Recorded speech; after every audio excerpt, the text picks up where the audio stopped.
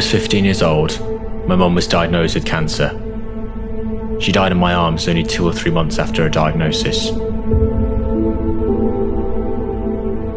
It was really frustrating and hard to understand why this was happening in my family. If my mum was a good person, why was God taking her away? At that time, I was trying to find myself in something, in anything. I was trying to numb the pain that I felt. I kept myself busy, and at certain moments I felt like the pain was disappearing. But actually the root of the problem deep within me was never solved. It was just covered up and masked. Things were getting worse.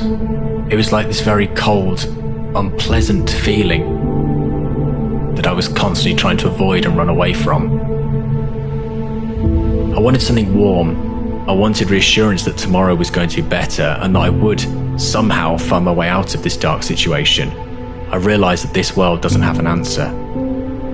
And in that moment of realization, I decided I wanted to change everything. I grew up in a Christian home, and since childhood I knew who God was.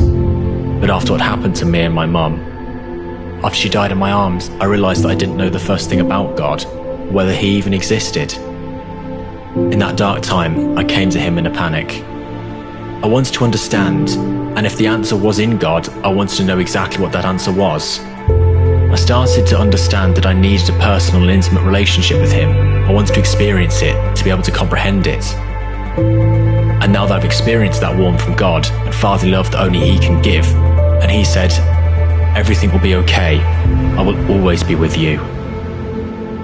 My life is so much better and simpler. I now have a family of my own. I have a kid and a wife whom I love, and who helps and supports me through everything I do. When I personally experienced God, it was as if he gave me a new life, and every time he sees me, he looks at me as if I'm a new creation. For me, this is true happiness.